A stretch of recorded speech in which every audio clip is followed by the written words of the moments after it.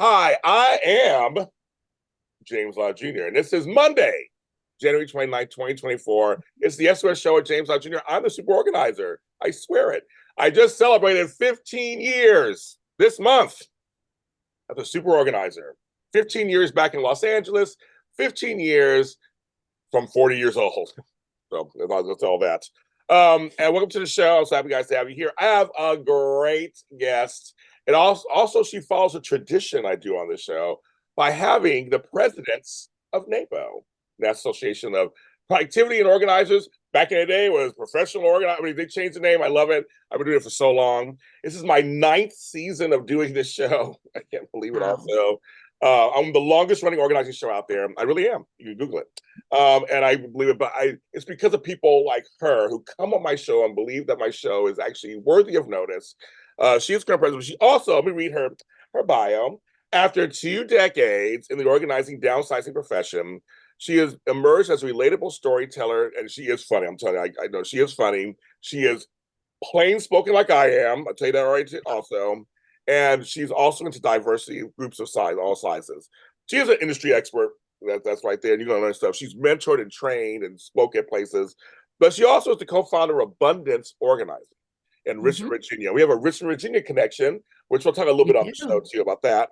And she's a downsizing company. Again, there are different parts of this industry. So folks who watch my show and listen to it who aren't organizers, you're learning all kinds of stuff, that this business is vast and wonderful. Help me welcome Mindy Godding. How you doing? Hello. I'm glad to be here. I'm happy to be here too. As you do before we start, everybody, I do my thanks and gratitude. Yep. Make sure so you have yours ready. But I have mine ready. Yeah, yours ready. Good. So mine is on a little serious note because last week I lost 2 people in my life the same day. My grandmother Lott passed away at 98 years old, a day before her 99th birthday. Like, why didn't you wait one more day? Miss Bertha Lott Stance. Oh, excuse me, Miss Bertha Bayonne Lott Stance. I can make sure her in there. 98 years old, passed away. My love of gardening came from her. My love of figs came from her. I loved her gumbo. I'm gonna miss it all the time. We had a complicated relationship. We both had big mouths. It just kind of happens. But she made it to 98. I'll tell you, and raised 5 boys by herself. So shout out to her and gratitude to her. And then my cousin Kwani also passed away. He was killed by a drunk driver. Leaves behind a fiance and kids. And the reason why I'm saying this to everybody, there's no reason to be driving drunk in this day and age, number one. And now lives are ruined all over the place. And so, but I want to give thanks and gratitude to the people, the first responders who helped, who went there and took care of business, but also to my cousin who was a nice person, very nice person. And my heart goes out to his family and his fiance. So those are 2 things I'm thankful, 2 people I'm thankful for in the last week. And we had a chance to reflect this whole week and deal with all in the funerals and everything. So that's my thanks and gratitude. It's a little serious, but that's my thanks and gratitude. That's how life works sometimes. So, Mindy. Yes. I'm sorry for your loss. That's been a hard week. Yes. Thank you. Yes. So my thanks and gratitude, they actually just left. So my parents were visiting. Oh. I grew up in Chapel Hill, North Carolina, and they are planning a move to Richmond to be closer to me. I'm so lucky. I'm an only child. And so my thanks and gratitude is for Bob and Nancy Godding, who have always supported me, even 20 years ago when their only child told them that she was going to start this new career in something they had never heard of before. They thought I had a made-up job. Single girl with a mortgage. Yeah. And they, even though I know they were fearful, they supported me. And I've just gotten so much wisdom and courage and values from them. And I'm very thankful for my parents. I love their names are Bob and Nancy. I love that. I love that. Bob and Nancy. Hey, Bob and Nancy. Bob and Nancy. I love it. Well, let's start there for a second because that's an interesting point, Mindy. We've both been in this business for a while now. We're kind of long timers now, I'll consider. Yeah. I came from most of us come from somewhere else. Like we didn't, because again, there was no growing up and being organized. That wasn't, existed. You mentioned something. We're both doing something that wasn't existing 30, 40, well, about 40 years, about like 50 years ago, it was existing. You told your parents, like you said, they were actually, but how did they treat that? Were they like, Okay, girl, good luck. Or were they like, or did they try to Uh, work you? How was that? Pretty much. They were like, do people pay for that? They just didn't get it, and it's like, all right, we're gonna trust you, but I hope your bills are covered. Like, don't call us. Yeah, right, exactly, right, exactly. I had the same thing because I was 40 years old when I started. They were just like, "You're gonna leave that Yeah. job to do cleaning somebody's house." And I'm like, "Cleaning a house? That's something different." I'm like, "I'm gonna be organizing, but what does that mean?" And like, even I was still. I mean, I'm sure you two were learning what that meant. And like I said, it's so vast and big now. But my family was saying was just like, "You don't have a real job." Like, I have it's a real job. I'm getting paid for it. It's real. Right. Well, and you and I have talked about this, but so I've kind of defined the different generations in organizing and or organizing professionals.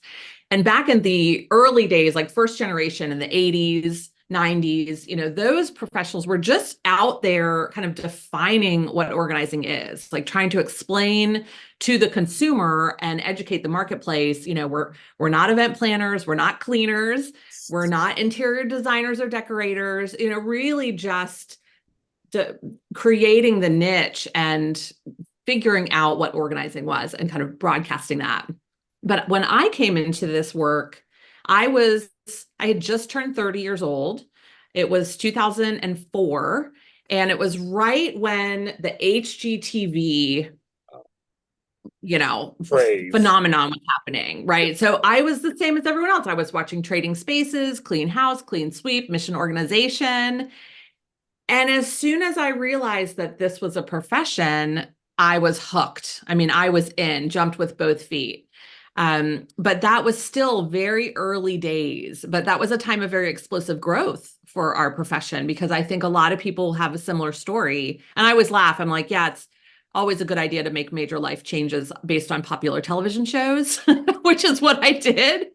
But I've never looked back. And it's the best decision I ever made. It's a career that I'm so passionate about and I love. Yeah, so I was 2008, 2009, so saying not far off. Mhm. There was a Yeah. during a recession, and they were like, "James, what are you doing?" I'm like, "But I love it. It's much fun." No, because it literally because it's a adulting is hard. We know that. But at that point, I had kids who were basically now going to leaving high school, so I was like, they were kind of grown. So they took care of my business with them.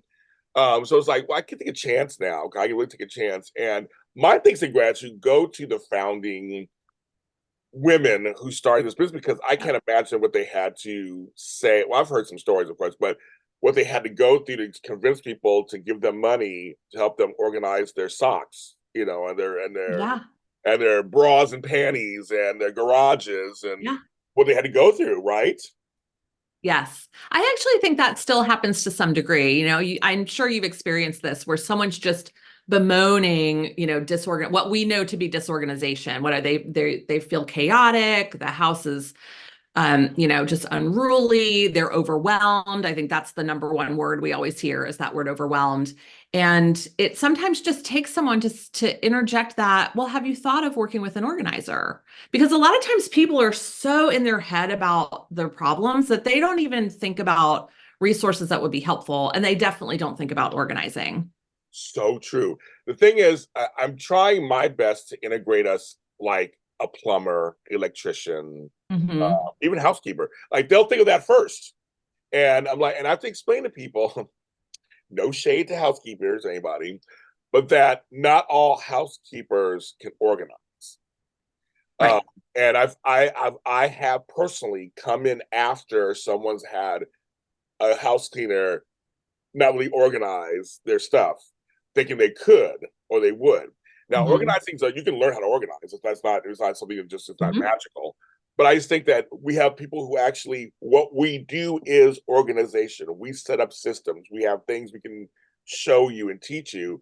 So I'm trying to get people's mindset to, like you said, to kind of go, oh, this organizer. I can just get organizer because my home office is a mess or this is a mess. And it's like, yes, house cleaners can clean. They're a great clean. They clean wonderfully. They clean and everything is together. But you need somebody to come in and actually, on some level, coach you a little bit. There's a little bit of coaching involved, depending Right. on the degree. So, yeah, so I'm with you. I'm more like, we got people to know this profession exists.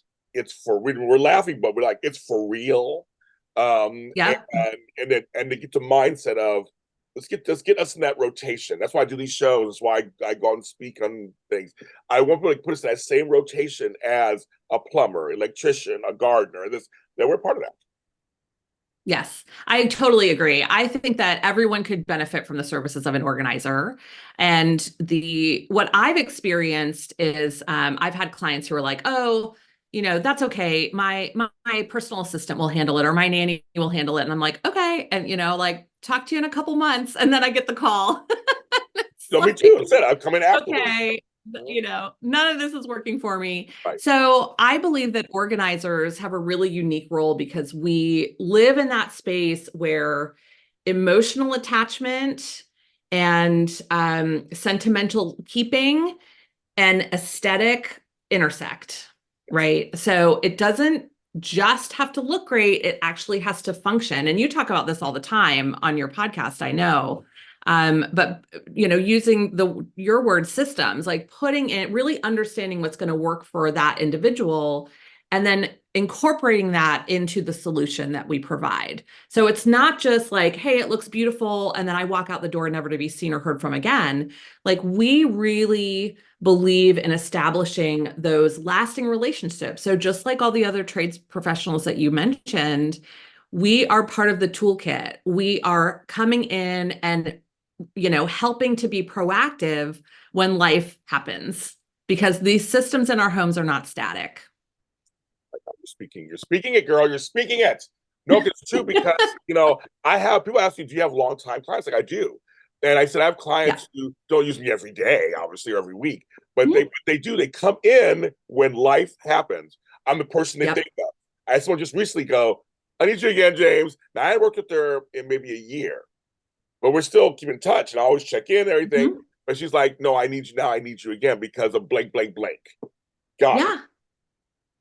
Absolutely. I was just thinking about this yesterday because, there's something about when you visit with your parents, like it really triggers a lot of nostalgia. I don't know if that's definitely true for me. So I was thinking about and preparing for talking to you today, and I was thinking about the origins of my career. And, I have clients that literally I have worked with all 20 years of my career. And I'm thinking like, gosh, their kids were in elementary school when we started working together, and now kids have kids. Yes. Right. And so it's like, oh, I'm preparing for Thanksgiving dinner. Oh, I'm preparing for the bridal shower. Oh, I'm preparing for it. Right. So all of these life events, and I've been able to be a helpful resource to her. And I borrow a term. I know you've talked to Ellen Fay, since she's one of my predecessors as NAPO president, but she uses the term friance, which I just stole as soon as she told me that. Friends and clients. I have a lot of friants, because how can you not? Because our clients are so fun. And when you're working with someone that closely and that intimately for decades, you can't help but, build that relationship. Right. And shout out to Miss Ellen. I love you, Ellen. She knows I love her. I do. I mean, it's just so many great ladies at Naples. It's not even. It's an abundance. Thank you, everybody. But anyway, so here's the thing. I have a client that I've worked with for nearly the whole time too, and they sent me the Christmas cards, and I love the ones, the family ones that the kids get, and I was like, wait a minute, that's the young man that I used to give organizing certificates at the end of the year if we cleaned his room and followed the stuff. Like, I'd make these little certificates. It was so much fun. He loved organizing as a little kid. And so I make certificates. I go, was that the kid I gave certificates? She goes, oh, that's not a kid anymore. He's about to go to senior. He's a senior in high school. I'm like, no, he isn't. No, it can't be. I mean, this can't be, because if he's aging, I'm aging too. So I don't understand what's going on there. Yeah. So I had it the other day, but it was the Christmas cards. It's the Christmas cards, and like the families are getting. I work with some, mothers and house managers, and the kids are getting older and older, and I'm like, oh, that's crazy. So yeah, I had that the other day. Like, that's the little boy. They say, oh, yes, that's not the little boy anymore. And he's like taller than I am. I'm 6 feet tall. I was like, okay. But yeah, there is that too. And I think, so I had to tell people, yes, there is retention, and it's mostly in maintenance. I always call it maintenance. So there's some people, and even some of them, I check in and go, oh yeah, I do need you. Like they still don't have the habit yet of like, I just called James. And then I call them and they go, yeah, James, I do need you. I'm glad you called. Like, when can you come? I'm like, well, then we still have, I was just checking in at first. Wait, see what's going on. I love it. But so you're right about that. So how did you even come into the world? I said there's shows on TV, but for you going, I can make money out of this. How did you fall into that? Well, I came out of retail, specifically department store retail. May it rest in peace. And it's not really a thing anymore. It is right. Is it right? Is it right? It's kind of crazy. I had a very successful career in department store retail on both coasts. And when I came back to Richmond, or when I came back to the East Coast, I had never lived in Richmond prior to moving here. I just started to see the writing on the wall. I mean, Amazon had just started. It was a weird time in retail. Again, this is early 2000s. It just felt like things were beginning to be unstable. And so when I watch the shows on TV, I'm like, that I can absolutely do that work. And I'm thinking to myself, I'm going to leverage all of my skills and training in merchandising, space planning, everything that I learned how to do in that career profession.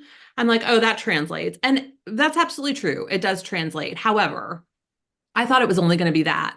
And what has shocked me and has hooked me is how deeply connected we are with our stuff. And it's all about that emotional attachment. So, really, then kind of drilling into the emotional, psychological piece of organizing is what has fascinated me from day one. It makes the work much more meaningful because I feel like I am actually helping people improve their lives. Yeah, that's the thing that surprised me also, the attachments. Mm-hmm. And because and I had to, and early in my career, because I used my skills from retail, food service, other things I worked in, marketing. I put in my thing, my all my marketing stuff, non-judgmental. I didn't realize how big that I had like 5 words. It's like trustworthy, this, but everyone would comment on the non-judgmental part, and I didn't realize how much judgment that people were getting from people because of that with their situation or themselves. Mm-hmm. Um, Oh, well, you hit the nail on the head. It's that self-talk, right? Like we're so self-critical. I mean, I'll talk to clients and they're just expecting criticism, shame, guilt, yes, right? That's what they assume is going to happen if they let anybody into their space. And sadly, I find that when I hear stories from clients about people that they've worked with who are not professionally organizing, they're just sort of doing this work on the side as a hobby. That is the difference. When you work with a professional, we really do have this understanding and training in empathy, compassion, yes, non-judgmental communication. But when you're working with someone who doesn't have those skills, it can be really damaging. I agree. I totally Mhm. agree. And when you have a cousin help you or your mother help you, it's a whole different world. Mhm.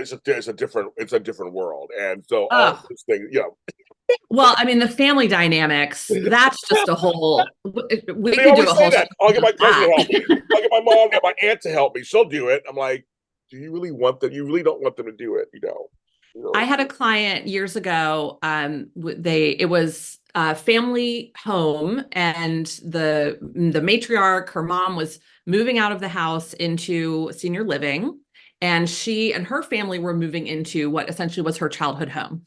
Okay. So they called us out. We did an initial walkthrough assessment, gave them our, estimate for services, our plan and proposal, and left the appointment and didn't get the job. Oh, okay. I got the call from the daughter 2 years later. Oh, And I'm like, I remember you. And she was like, oh, yes. You know what? We loved meeting you. As soon as you walked out the door, my mother turned to me and she said, well, she was lovely, but we're not hiring her. I'm moving out of this house plate by plate. And for 2 years, that is what mother and daughter did was they moved her out of that house plate by plate. And what was so interesting, and this is what has stuck with me this is now at least 10 years ago. She said, Mindy, we got my mom moved the way that she wanted, Right. and it really had an impact on our relationship. I'm sure. Hello, I'm not. Yeah. Yeah, she was like, it was stressful. We were bickering. I dreaded going over there, and it really, she's like, we're going to be okay, but it really was not good and healthy for our relationship. And I'm like, what a shame. Yeah, I agree. Yeah. I agree. Oh, I mean, laugh, but I know people get stubborn. I mean, that's just, yeah, that happens. Plate by plate. That's just crazy. But that's also another, you bring up another good point for people who are entrepreneurs, you may not get some jobs, and it may not be because of you. It may not be because you did anything wrong or that you had a bad presentation or had a bad estimate of the money. Sometimes it's just other factors. I work in Hollywood, so I understand rejection, but I'm just saying, I'm like, for us who do this other work, solopreneur, whatever words you want to use to call yourself, a lot of times it's not even you. And it's like, it's not about you at all. It's like they have their own stuff. Because again, one thing that I've learned, Mindy, that I appreciate, when you go into someone's space, it's sacred. And it doesn't matter what state they're in, mentally, you're coming into their space. You're going to touch their stuff. And so I've had to learn to respect that and to show respect and have grace. And that's why people are like, wow, when you come work for us, you just never seem upset. I go, well, it's not, first of all, I don't have attachment to it. It's your stuff. But secondly, I understand how you can get to the spot. But again, it's your stuff. I mean, it's your stuff. Yeah. And it's in your house. And I think it's something that I really appreciate. The 15 years I've been doing this, I just kind of go, okay. And I try to remember that every time. Yeah, and I talk to a lot of new and prospective organizers through either my do work with NAPO instructing. I also do a lot of training and coaching for organizers, and I find that when we first start out, and really this is true for all entrepreneurs, but when we first start out, it's like our business plan is whatever someone will write me a check to do, I'll do it. Yeah, is what my services are that day. Like, yeah. Because we're just so hungry and we want to be validated and we want it to be successful. And what I found is that the natural growth trajectory for organizers, just like many other entrepreneurs, is as you start to build confidence, as you start to really appreciate and understand your own skill set, where you thrive, where you struggle, your business model starts to do this. And I think that's really healthy. I wish that everyone was this, because what we could then get to as a profession is getting the client to the exact perfect person that can meet their needs, right? And if you talk to 6 different organizers, you'll hear about 6 different specialties, 6 different niches, different business models. I think that's really healthy for our profession. Because our work can be so nuanced and it is so personal. I always tell my prospective clients, personality is the secret sauce. Like, we can have the exact same methodologies, we can have read the exact same books, we can take the exact same classes. But when we're doing this work that is so intimate, I mean, you're absolutely right. It's such a privilege to be working with people in their homes. Yeah. And if you have someone that you're just not vibing with, it's not anything that they're doing wrong. It's just that it would be a better fit with someone else. So I believe I just think all this stuff happens exactly the way it's supposed to. I will admit, though, I get really invested even on my first meeting with someone because I get so excited about the project, right? I'm like, I know what we can do. Like, I can see it. Same here. No, same here. So then when I don't make the sale, it kind of bums me out. Oh, same here. No, same here. I'm excitable. The thing, because I love this profession so much, and I know that it can work.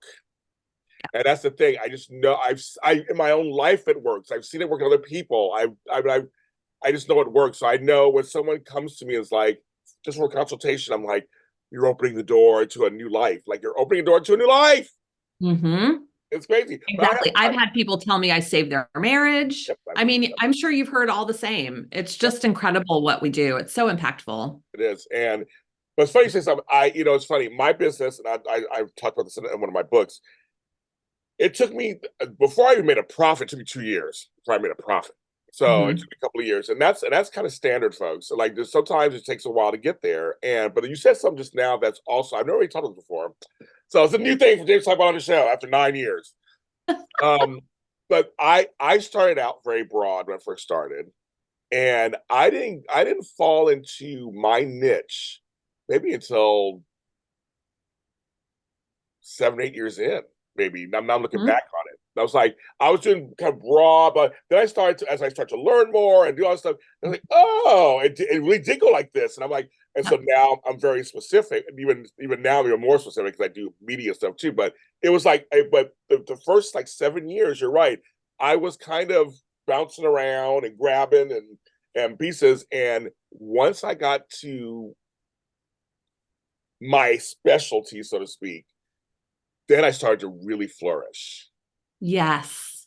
Right, because then you're already operating at a level where you can command higher fees. You're building a name for yourself. I totally agree with this. And it changes, as the business evolves and Yes. the entrepreneur evolves, Yeah. right? Like it's reasonable to try new things and to go in different directions. I a lot of times will work with my mentoring clients on just like not spreading themselves too thin and not watering down that brand promise Yeah. because you want to be known for something, right? Yes. Like I want people, this is what I want people to say about my business. I've recorded this before, so this is no secret, but I want people to say about me and my business, if you can afford her, she is the best there is. Like that to me, I'm like, yes, like that's what I want them to say. I like that. Right, because it established me like, I'm a thought leader. I've got a certain level of expertise. I've been doing this a long time. I continue to learn. I'm still growing. I'm still sharpening the sword. Um, but that's not to say that you're not going to have some missteps, right? Like I'm sure we've all had like you Yes. get really excited about the next shiny thing and you go after it and maybe it's not quite the right fit. I can relate to this a little bit more in my coaching business than in my organizing business. I feel like in organizing, like we've always been kind of the same thing. But in coaching, for a long time, I was like, well, I'm an expert. Like I can talk to anybody. And I had to take my own advice and really niche down. And now I only work with people who have teams. I work with organizers who have teams, have Okay. employees. That is my sweet spot. And anyone else, I'm going to refer on to another colleague who does amazing coaching and mentoring for people who are just starting out or, whatever the situation is. But even there, it's like there's still lessons to be learned every day. Yes. Well, you're funny. I'm a coach also. I'm coaching 5 different areas. I went to Coach Training Alliance in Denver. My people over there, I want to say I had to shout out to them. And same with you. I was like, I'll coach anybody. Let's just do this. But I realized that, Yes. and I've been a coach now. In April, will be. Oh God, everything's. I'm getting old. Everything's happening. I want to say 8, 9 years now, whatever, in that field too. When I first started, I got my first coaching certification, my CTACC. Um, I found that once I started narrowing it down there too, again, I started getting more Mhm. business. And my Yeah. most of my coaching, I do two separate classes, I do divorce coaching. So that kind of falls into almost a little bit of organizing because it's kind of because Yes. we're recognized by the ABA and stuff for as a resource to assist in the dividing of assets and handling all that. Hmm. And we're cheaper than the billable hours they're doing with the lawyers don't want to do with that stuff. They want us to do all Right. that, bring it to them, and whatever. So I do that. That's one of mine. But my other stuff that I do is more of getting you started. I pay people said I get them started. They love the way I get people started. So my thing is starting, and that's kind of I find Yes. that's my niche. Is getting people started. It's like for some reason they wow, you explain stuff, you make it seem so like doable, and I think so. I was like, maybe that is what I do really well, is that I make people feel comfortable in getting started. So Yes. that's my, so I have about 4 or 5 clients alone that are just, I'm getting them started. Yes, I love that. Well, and your enthusiasm, like how could you not? I mean, just like you feel shot out of a cannon when you spend any time talking to you. It's like, yes, I can do this. This is me. I like this is me. I just like, I'm excited. I'm excited for you. I'm excited for me. I think it's just the world is ours, and I just think it's if I can do it, I just feel like anybody can do it. But I want to ask you a question about NAPO because I want to find Yeah. out, how did you find NAPO? How did it fall into your lap? How did you even get started? How did you get into your orbit? So when I found NAPO in 2004, you have to remember, I started this work as an employee of another organizing Right. firm. So I worked for another organizer for 6 years before I started my business. And I didn't know anything about any of the national organizations that were supporting their profession. And my boss was like, "You're doing this." And she enrolled me in NAPO. So at the time, I was a unicorn. In 2004, there were very few, I mean, like a handful of businesses around the country that had Right. employees. So when I attended conference in 2005 in San Diego as an employee of a business, people were like, "What?" Like mind blowing, mind Yes. blowing. Yeah. I'm sure. No, I'm So that's sure. really how I found NAPO. I had a mentor. I had someone who was more senior than I was in the profession, who had more experience, say to me, "This is a resource that you need to have supporting you." And, that truth has been born out of that statement for now 20 years. Yeah, I looked up. People know my. I looked up NAPO. I went online. I found ICD first, actually, Yeah. and I love them. I love the gals over there.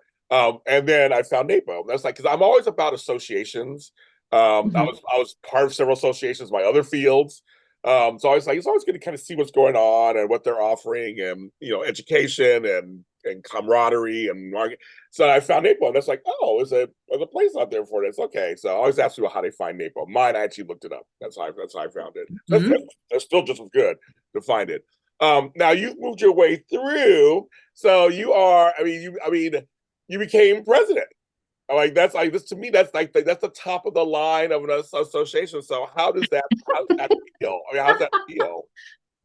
Um, it feels really rewarding. It was not a decision that I made lightly. I had already served on the board for 5 years when I was approached and was considered for the presidency. And I really had to think about not only my own personal commitment of my time and what that would mean to my personal life and my business, but if I was the right leader that the organization needed at this time. What was going on with NAPO? How did I feel like I could make an impact? I didn't just want to come in and be a figurehead.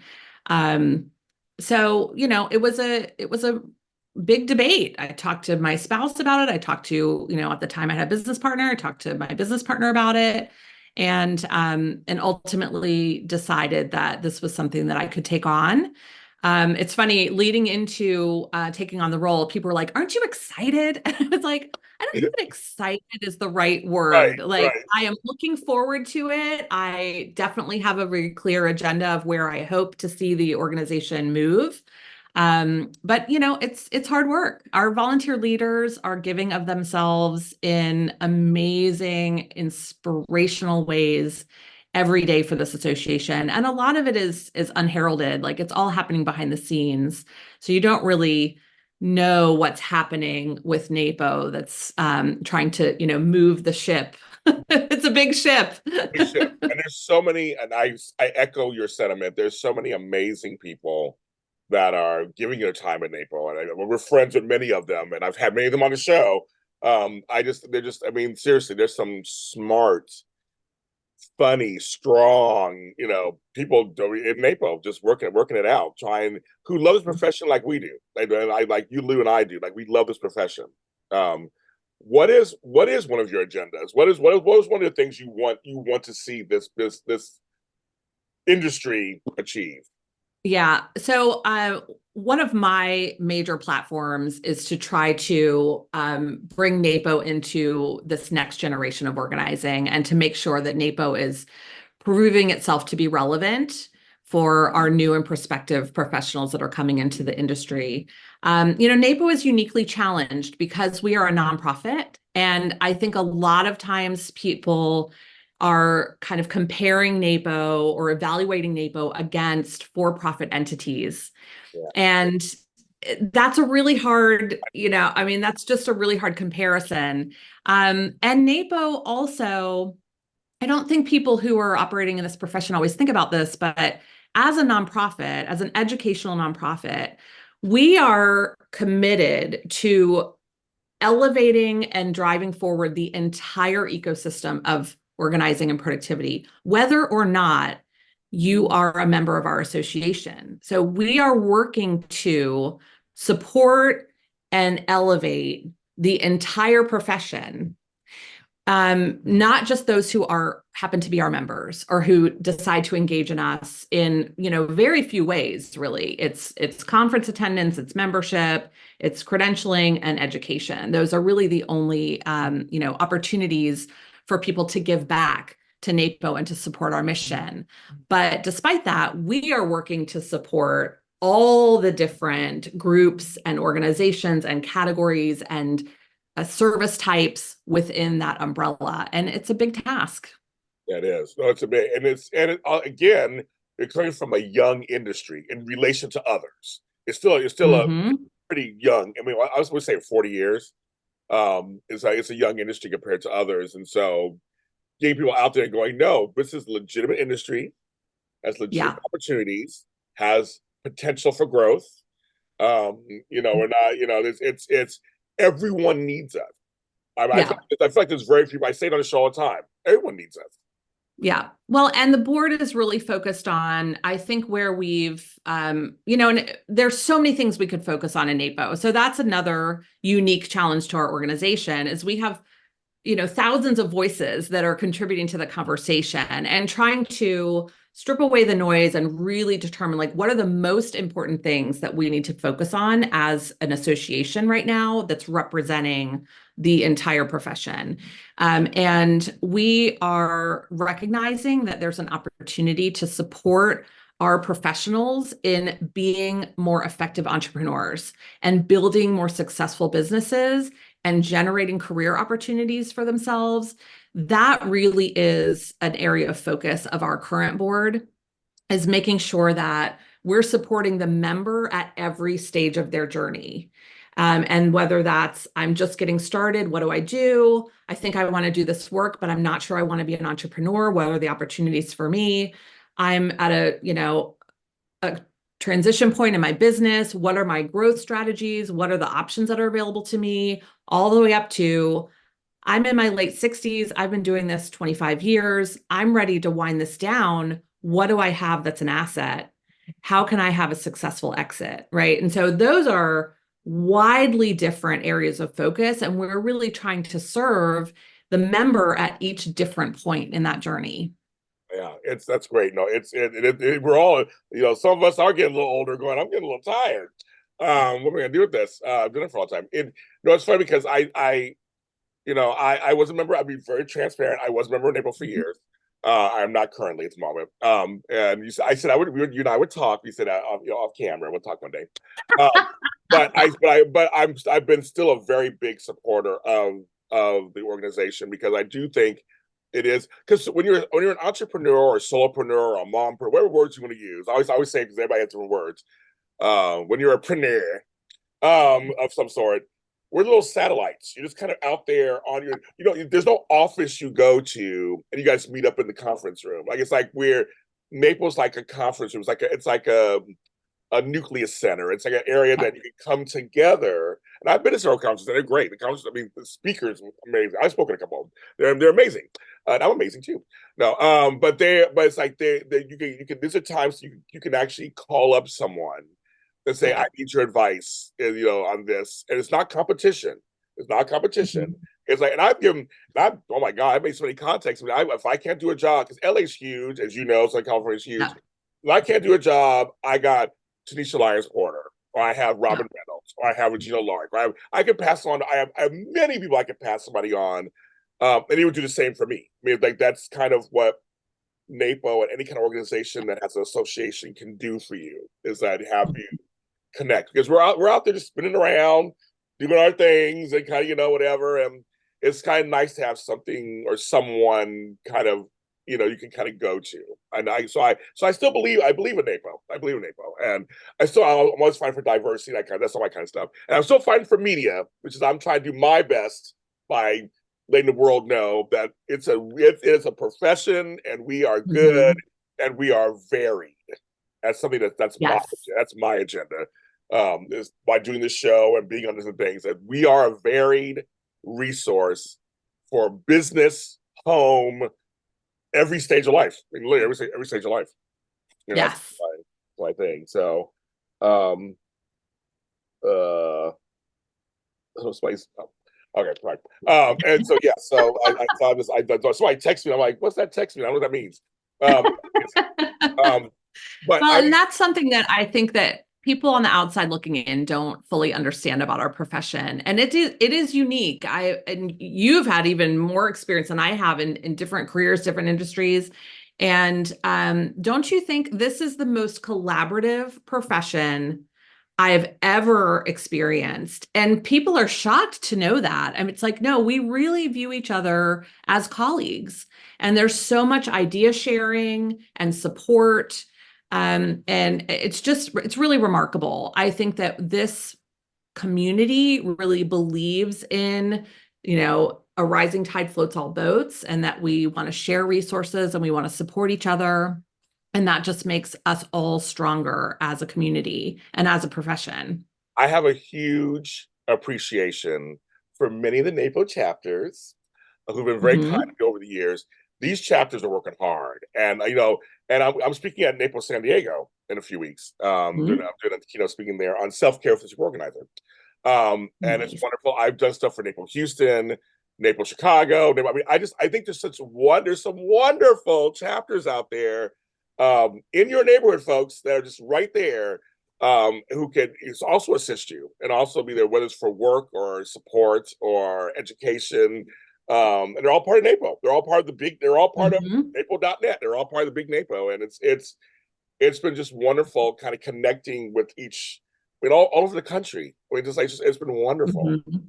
It's been wonderful. There are some very exciting things in the works coming for local opportunities to connect that NAPO will be spearheading. So stay tuned for that. That's a little All teaser. ears. I'm Um, watching and listening. yeah, but we have recognized, there's the National Association that has so much to offer, and we still understand that people want to come together and commune and talk over a cup of coffee in their local marketplace. They want to meet the vendors that they could potentially partner with and collaborate with. So there are some big ideas going around right now and being worked on by some very smart people to bring that concept back into our communities. I'm gonna ask you this, and I mean, as we get, I can touch you forever, but this I do have to. Um, what is one thing you? I mean, we talked about what you want the NAPO and I said, but what is one thing personally you'd like to see our industry move forward on? What's one dream thing you would like to see? Our industry or NAPO? Now I'm going to the larger picture of our industry. What would you like to see personally Yeah. as an organizer? What would you like to see? I really, and this is my own personal values, but it is also an initiative of NAPO's. I really believe that organizing and productivity is right on the forefront of sustainability and environmental responsibility. And I think that because of our role, whether we're working with someone in their home environment or their work environment, we have such an impact on their habits, the way that they accumulate items, the way that they store and keep the items in their homes or offices, the way that they dispose of things. I just feel like it is, I think it's a global responsibility that everyone needs to be thinking about. How can we work more intentionally to serve the environment and to make sure that we are doing everything we can to preserve our natural resources? So I would hope that the organizing and productivity profession, and NAPO is right there on the front lines of this, with their latest, we just added a strategic guiding principle of environmental sustainability, that we want that woven into every conversation, every educational class, every SIG meeting. We want that to be part of our value system. And we want those skills and that knowledge to burst upon the scene through our organizing professionals. That's my number one hope and dream for organizing, is that we'll have a more meaningful connection with environmental sustainability. Oh my God, I love that. I you know, I didn't even think about that myself, but you just said that. I love it. No, seriously, I don't even. I mean, Yeah.